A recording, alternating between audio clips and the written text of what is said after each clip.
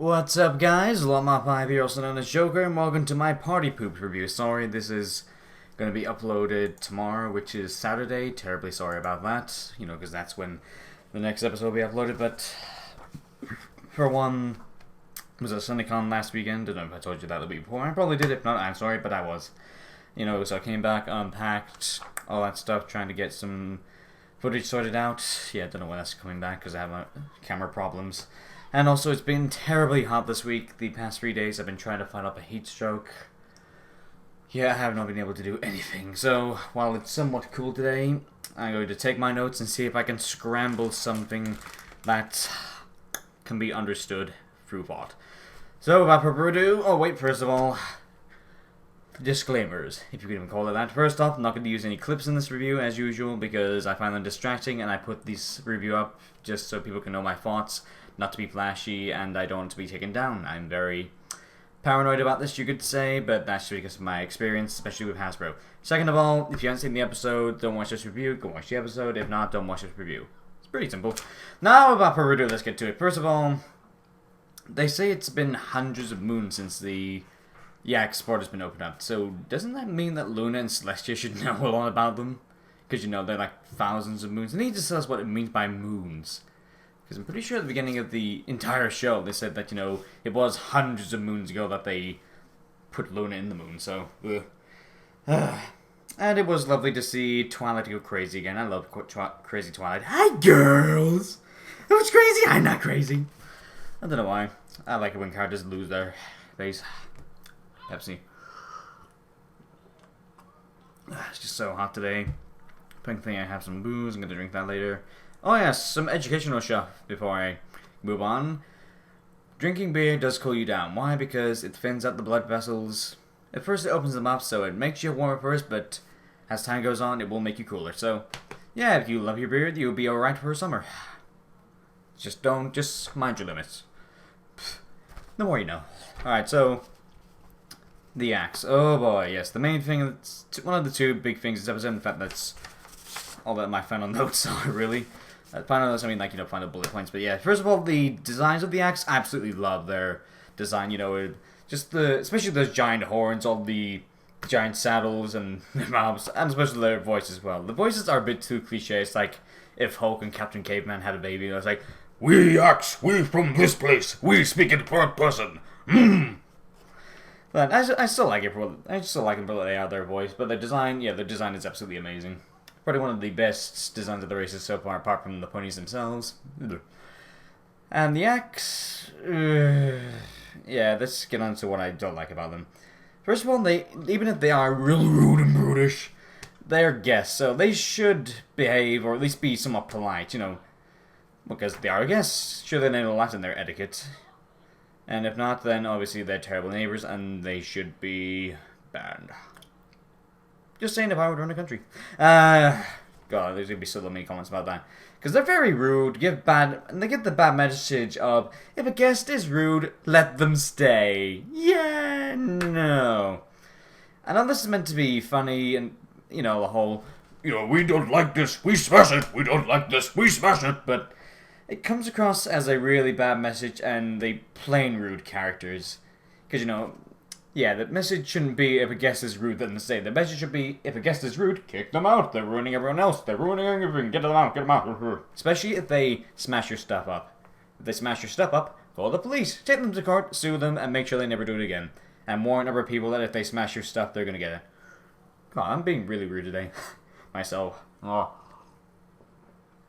I don't know what I'm going to put the image for today. I mean, for this channel card. You're looking at it right now, so I must have put something up. At least I do like some of the jokes this episode, like they broke more stuff than I had. They even broke the record. They even broke the trophy for my record. That was a pretty decent joke. And there's a book about them, but nobody knows about them. Yeah, they say that. They say that nobody knows that much about them, but there's a book on them. This lore.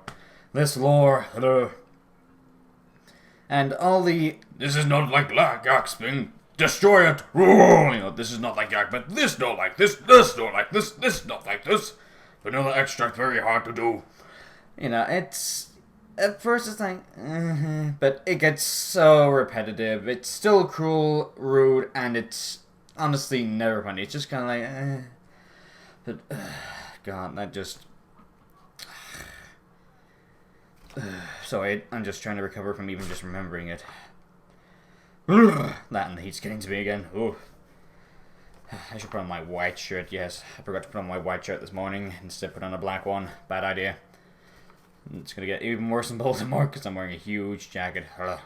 So yeah, they got angry at Fluttershy, and they eat/taste the fabric. Yeah, these guys aren't characters. They're just devices. They're joke devices. You can't even call them plot devices. They're just devices for jokes, especially with how repetitive they get. It's like, who's really going to get angry at Fluttershy? Who's tasting fabric for what it is? You know, you feel fabric. And I know what the thing is, like, oh, they don't have who's whatever, but I really don't know. Just don't like them. Just don't like these guys. Hopefully they'll never appear again. Hopefully they'll be like the Griffins and never appear for 5 more seasons. Well, that reminds me of something else I need to bring up. But no. Maybe when the Griffins appear again, I'll bring that up, and if I remember it. So yeah, the whole frown joke is funny. It's like, turn your frowns upside down. Hold your frown face! It's like, get back in there, dear! So yeah, they had potential as funny characters, but no, they just had to go, this not the Yak-Yakistan! And surprisingly, snow actually can be different all over the world, depending on... Well, if you don't believe me, just look it up. Just look at, like, how snow is different, because it can be really different. Like, just... And yes, you can tell from looking at it, because temperature, texture, how it's shaped, you know, so... A little surprising and a little bit of kudos to the writers for that much. Just a little bit. Sorry, I was trying to hard to read my notes, especially with my hair in my face. I gotta cut this at the end of the month. Yeah, because no point in cutting it now. I'm gonna cut it at the end of the month. Save money. I do love the... You know, when they're like, hello guys, how's it going with the axe? It's going good. Okay. Could be better. It's very bad. It's a disaster! I love that. I just love that joke. It's better than the whole...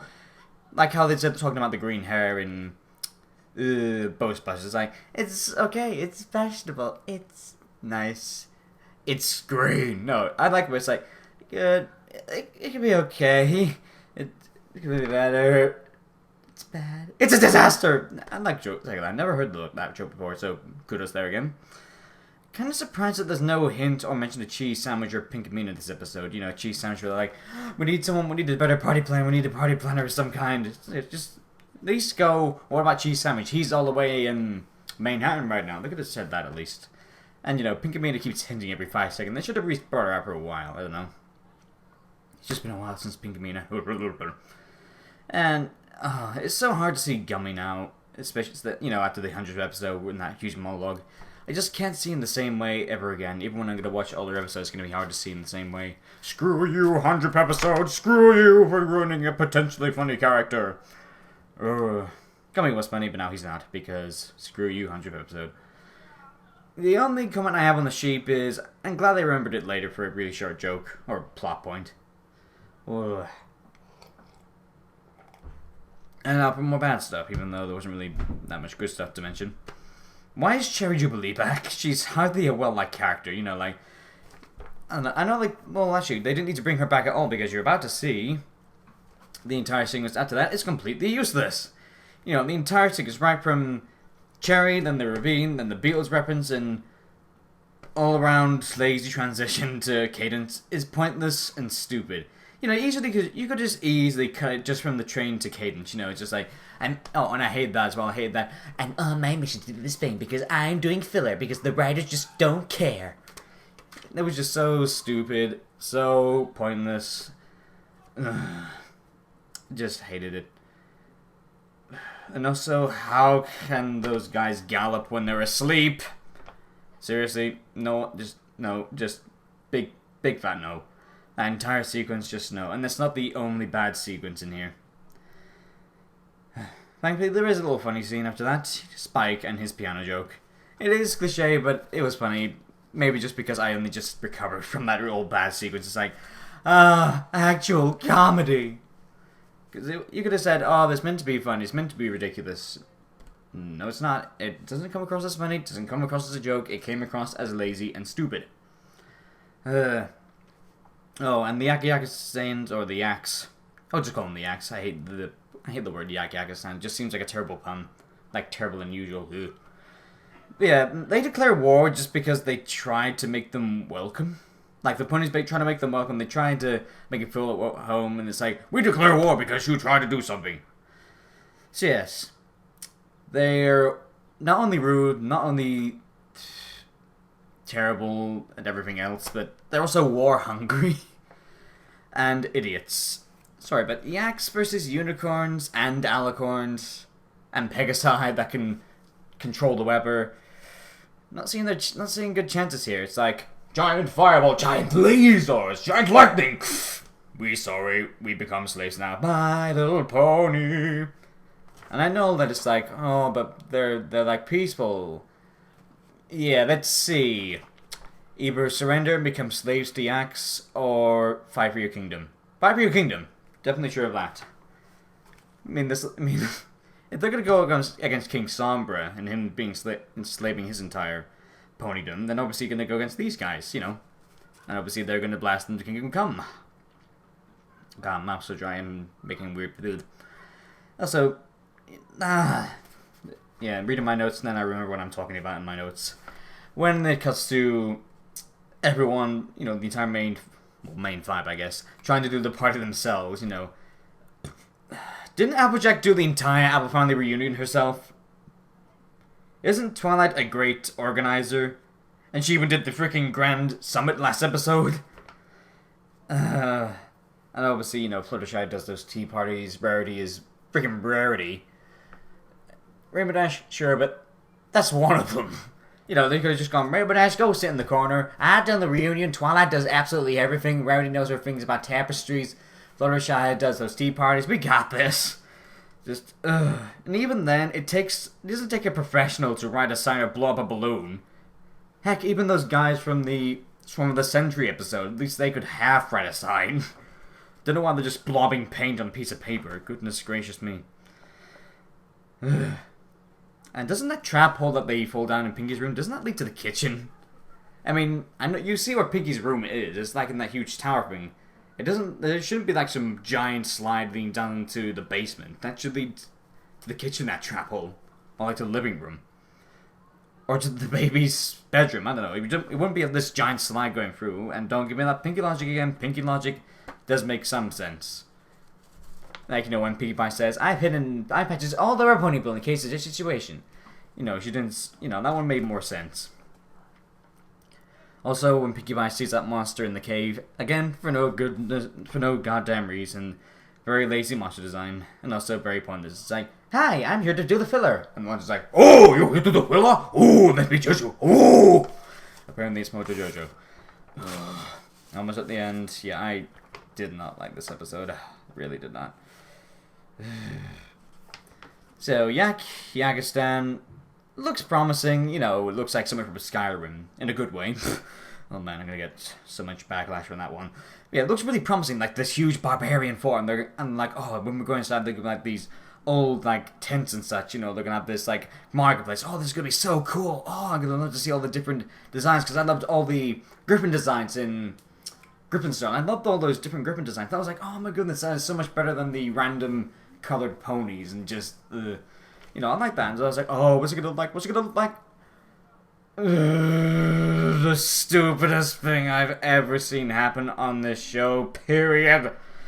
The stupid sled scene. No. I mean, seriously, that's like meant to be really far away. Really, really far away. How can it be one sled just send you that far? And if you say it's Pinkie Logic only happens when she wants it to happen. You know, like how the Animaniacs, they once said... See, even they follow their own logic. The Animaniacs have a sense of logic in, like this, they said in one episode, but it was like, when they did the Ben Stein episode, they said that they can't harm Ben Stein because, or do anything wacky to him because they need to do something to, they can only do it for someone who's being annoying. In other words, they have control over it. You know, it's not like, whoops, looks like we accidentally just fell through to hell. You know, they wanted to be in hell. Wink, wink.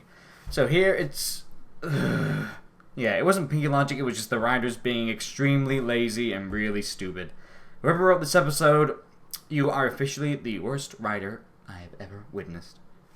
And if there's multiple writers for this episode...